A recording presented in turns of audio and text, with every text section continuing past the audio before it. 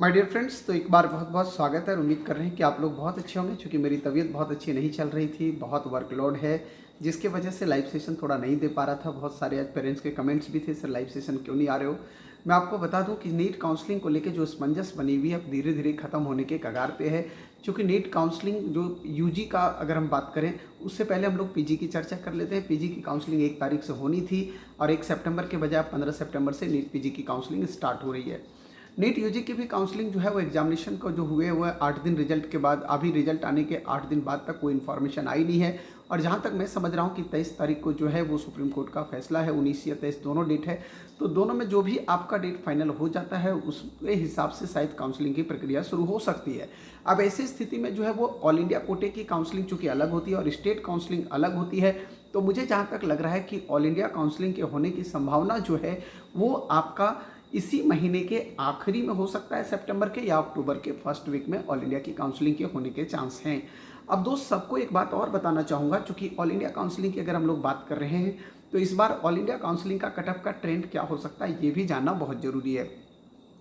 दूसरी बात है कि सभी लोगों को ये भी जानने की इच्छा है कि सर काउंसलिंग की प्रक्रिया में जो नए चेंजेज आए हैं उसके बारे में डिटेल इन्फॉर्मेशन दिया जाए। तो मैं बहुत जल्दी उसका वीडियो ला रहा हूँ 1-2 दिन के अंदर अंदर, जिसमें आपको पूरी डिटेल एक एक स्टेप वाइज स्टेप समझाऊंगा कि मॉप अप राउंड क्या होगा, सेकेंड राउंड में कैसे क्लोज करना है, सेकेंड राउंड को अगर नहीं आप लेना चाह रहे हैं तो किस स्थिति में आप मॉप अप में जा सकते हैं, आपके पैसे रिफंड होंगे या नहीं होंगे, आपको जो कॉलेज होगा उसमें अपग्रेड कैसे करना है, ये सारी चीज़ों पे मैं चर्चा करने वाला हूँ। बहुत जल्दी एक बड़ा डिटेल वीडियो लेके आने वाला हूँ। लेकिन दोस्त मान के चलना कि काउंसलिंग की प्रक्रिया इस महीने के आखिरी तक स्टार्ट होगी। और अगर इस महीने के आखिरी तक काउंसलिंग स्टार्ट ऑल इंडिया का होता है तो एटलीस्ट 7 to 8 डेज का गैप आपके पास स्टेट काउंसलिंग में हो सकता है। लास्ट ईयर भी ट्रेंड जो है वो देखने को मिला था यही। और काउंसलिंग का कटअप की अगर हम बात करें तो फर्स्ट राउंड का कटअप का ट्रेंड बिल्कुल एज यूजुअल मुझे लगता है पिछले साल जैसा ही होगा। एक आध नंबर जो है वो इंक्रीज भी होगा, डिक्रीज नहीं होने की संभावना है। सेकेंड राउंड में आपके पास 2 नंबर से 3 नंबर डिक्रीज होगा जरूर, न्यू कॉलेज का इम्पैक्ट दिखेगा आपको निश्चित तौर पे। और मॉपअप में भी जो है वो 2 से 3 नंबर मार्जिन नीचे आएगा हर एक कैटेगरी में।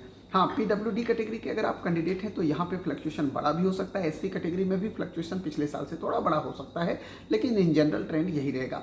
स्टेट रैंक की बात करें तो स्टेट रैंक अभी चूंकि इशू नहीं हुआ है तो स्टेट काउंसलिंग में कटअप कितना नीचे आएगा ये आप स्टेट रैंक से भी डिसाइड कर सकते हैं कि पिछले साल किस स्टेट अपने स्टेट के किस रैंक पे कॉलेज मिला हुआ था। तो पहले स्टेट रैंक जब जारी होगा तो आपको मैं आपके स्टेट के बारे में भी कंप्लीट इन्फॉर्मेशन दे दूंगा।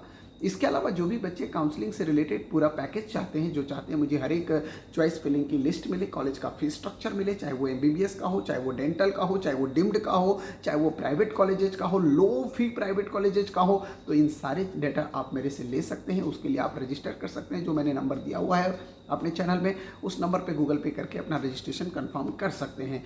तो दोस्त सबसे पहले चॉइस फिलिंग आपकी कैसे बनेगी ये भी बताऊं। चॉइस फिलिंग आपके रैंक के हिसाब से इंडिया का सीरियल वाइज कॉलेज होगा, जहां पे आप टॉप कॉलेजेस किसको भरेंगे, फिर किसको भरेंगे और फिर किसको, ये सारी जानकारी आपको रहेगी। फिर भी बहुत सारे पेरेंट्स का कुछ शिकायत भी है। बहुत सारे पेरेंट्स ये बोल रहे हैं कि सर आपने इतना लंबा चौड़ा पीडीएफ भेजा है, सर 20-20 पेज का, पढ़ने में बहुत टाइम लग रहा है। लेकिन ये इसलिए भेजा गया है क्योंकि इसमें आपका बॉन्ड सिस्टम की भी जानकारी दी गई है। साथ ही साथ जब आपका बच्चा कॉलेज जाएगा तो वहाँ पे कौन से डॉक्यूमेंट्स लेके जाएगा इसकी भी जानकारी दी गई है। इसीलिए आपको लग रहा होगा फी की जानकारी है, चॉइस लिस्ट आपका है, बहुत सारी चीज़ें एक साथ बना के भेजा हूँ। तो इतनी डिटेल जानकारी देने का मतलब ये सर आप लोग पैसे खर्च करते हो तो निश्चित तौर पर हमारा फर्ज बनता है कि आपको डिटेल में जानकारी दी जाए। तो थैंक यू। जब भी कोई अपडेट जैसे आता है काउंसलिंग के रिगार्डिंग मैं आपको जरूर दूंगा।